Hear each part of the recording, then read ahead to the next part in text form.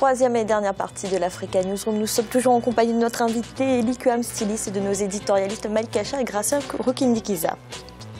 Et tout de suite, en Afrique du Sud, la population carcérale a connu une diminution ces 12 derniers mois. Une baisse attribuée au programme de formation et de réintégration mis en place dans les prisons. Il permettrait de lutter activement contre la récidive. Deo Gracias Podo. Dans de nombreux pays, l'amélioration des conditions de vie dans les centres de détention demeure une préoccupation pour les autorités. L'Afrique du Sud n'en fait pas exception. Le pays compte 240 prisons, parmi lesquelles Worcester, située à 120 km au nord-est de la ville du Cap. Ici, un groupe de détenus a adhéré à l'initiative d'une organisation non gouvernementale. Celle-ci consiste à leur fournir des compétences en informatique, notamment en système de codage.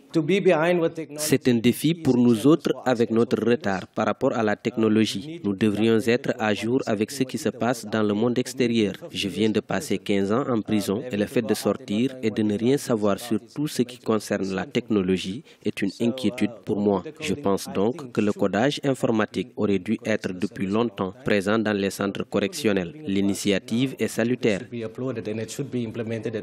Le projet de codage a été lancé par Sile Tchabalala, un ancien détenu arrêté pour vol à main armée. Autodidacte, il a donc appris le codage en prison et désormais, il transfère ses connaissances aux autres prisonniers dans l'espoir que cela leur permette d'obtenir un emploi une fois relaxés. Nous sommes à la recherche d'aptitude, de détermination et d'engagement. Nous travaillons avec des gens qui ont connu une vie difficile et qui veulent juste avoir la chance de leur vie. Alors nous leur présentons cette opportunité et c'est comme s'ils l'avaient fait auparavant. Ils s'épanouissent dans le codage et c'est une bonne chose. L'Afrique du Sud possède l'une des populations carcérales les plus élevées en Afrique, avec plus de 100 000 prisonniers. Selon les experts, beaucoup de ceux qui sont libérés deviennent souvent des récidivistes et finissent par retourner dans le système carcéral. Grâce à ce projet, les détenus pourront maîtriser la gestion d'une base de données informatique ou encore créer des applications et des sites web. Malik, que pensez-vous de ce programme de formation mis en place dans les prisons sud-africaines? C'est une très bonne chose et il faut que ça se poursuive dans d'autres établissements pénitentiaires. Le problème, vous savez, pour un détenu, c'est justement quand il est libéré, d'avoir une vie après, de se reconstruire. C'est un problème qui se pose partout, même en Europe. Un détenu a du mal à trouver un emploi. Et pourquoi? Parce que souvent, il n'a pas la formation nécessaire, il n'a pas eu le temps de poursuivre ses études. Et justement, en général, ce sont des populations qui sont dans les prisons qui sont des populations plutôt qui n'ont pas eu la chance justement de poursuivre des études. Donc là, très bonne chose que l'Afrique du Sud se penche sur ce problème. Et je pense sincèrement que la formation des détenus diminue le risque de récidive. Pourquoi?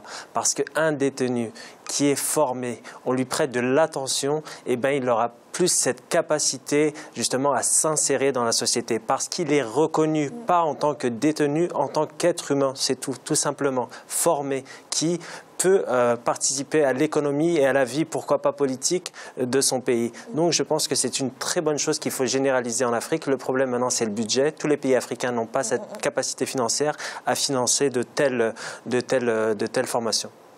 Gracia, vous êtes d'accord, la formation, c'est réellement efficace contre la récidive? Oui, elle est efficace parce qu'il faut dire que souvent les prisons fabriquent les délinquants de demain à la sortie. Surtout parce que les prisonniers côtoient d'autres prisonniers qui ne sont pas certains qui ne sont pas très fréquentables, mais en mettant en place des formations, c'est-à-dire que ces prisonniers fréquentent des gens qui enseignent.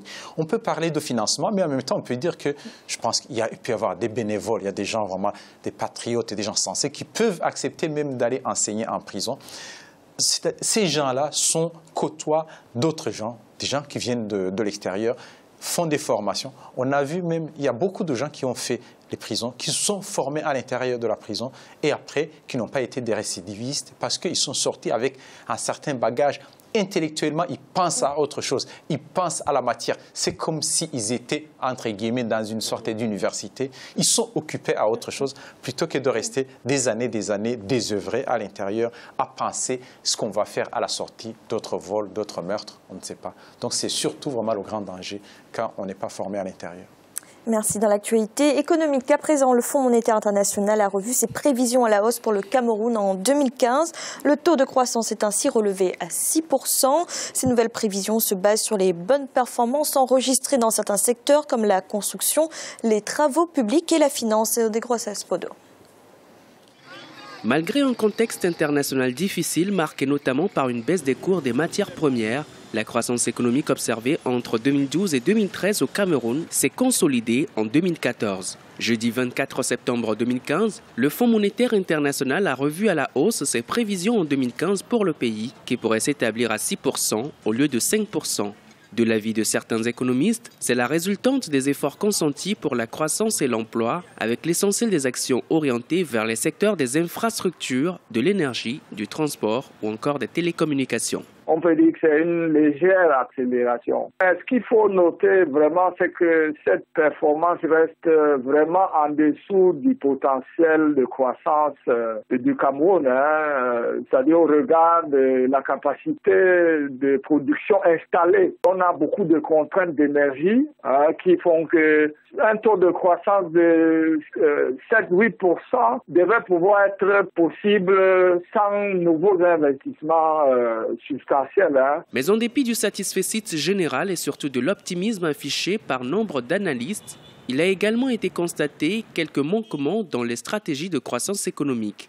Les experts estiment qu'il faudrait améliorer davantage la gouvernance qui se présente encore comme un handicap au développement de tous les projets structurants. Pour libérer le potentiel camerounais, il faut que le gouvernement rationalise un peu plus sa façon de faire, notamment au niveau de la gestion de la trésorerie de l'État, d'essayer de trouver des solutions pour l'énergie. Ça, c'est une chose qui existe depuis. La deuxième chose, c'est qu'il y a beaucoup d'impayés accumulés par l'État du Cameroun au niveau des prestataires. Ça pourrait contribuer à accélérer la croissance sans mesures exceptionnelles. Depuis 2013, le Cameroun s'est doté d'un cadre budgétaire à moyen terme conforme à la directive de la CEMAC, Communauté économique et monétaire d'Afrique centrale, sur les budgets programmes.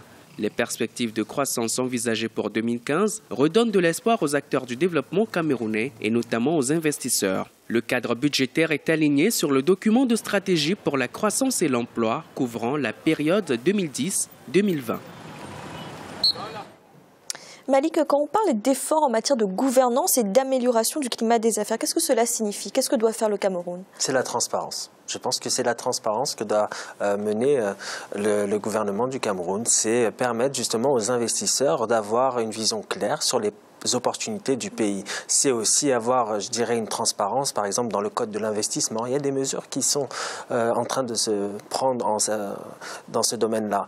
Mais vous savez, le Cameroun, comme ces pays d'Afrique centrale, peuvent avoir un taux de croissance beaucoup plus supérieur, même à 2 chiffres.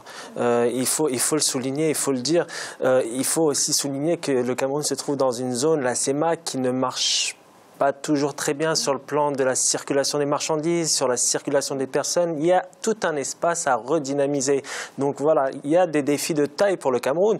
Là, c'est bien qu'il y ait ce taux de 6%, mais ce n'est pas suffisant à mon sens pour faire reculer durablement le chômage. Il faut davantage d'efforts et il faut s'attaquer justement au climat des affaires, à l'améliorer et justement au code des investissements, à les simplifier pour que les investisseurs puissent y voir plus clair afin d'investir au Cameroun qui a des potentialités énormes, notamment dans le domaine agricole. C'est aussi un secteur qu'il faut valoriser et qui permettra justement au Cameroun d'acquérir des points de croissance en plus.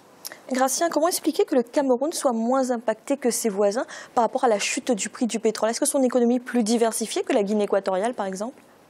Oui, l'économie camerounaise est plus diversifiée que l'économie des autres pays. En même temps, il faut dire que quand les prix ont chuté, le Cameroun a augmenté la production. C'est ce qu'on peut appeler le chiffre d'affaires. C'est le prix unitaire fois la quantité.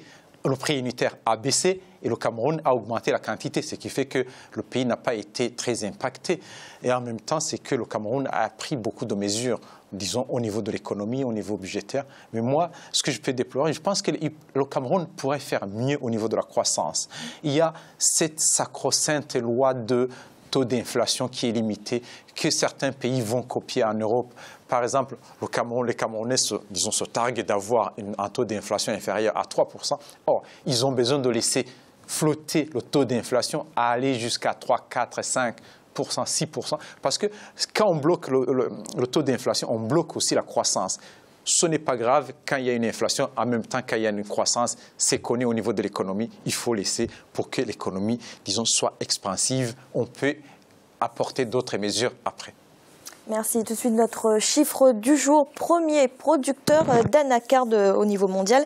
C'est la place qu'entend occuper la Côte d'Ivoire dès 2017. Le pays est actuellement second derrière l'Inde. Le gouvernement table sur une production de 700 000 tonnes pour la prochaine campagne, après un niveau record atteint avec la récolte de la saison 2014-2015 qui s'est élevé à 625 000 tonnes.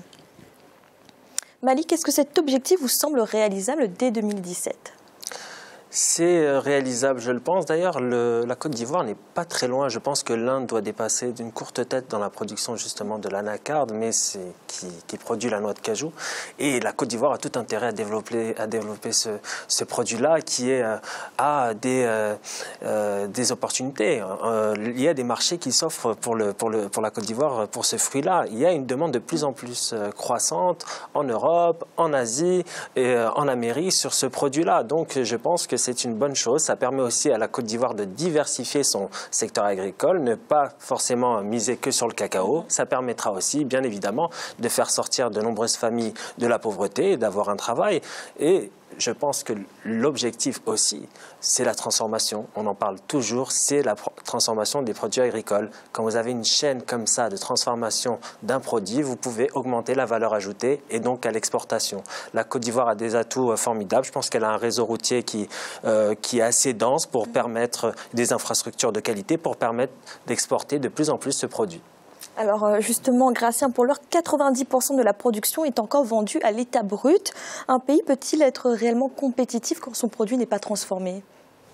La Côte d'Ivoire peut être le premier pays producteur de ces cajous. On a toujours des problèmes. Du moment où on ne transforme pas, on perd beaucoup de plus-value. Il y a une plus-value, il y a une marge qu'on perd. Mais en même temps, on a parlé d'investisseurs. On peut demander, il y a l'argent. On trouve l'argent.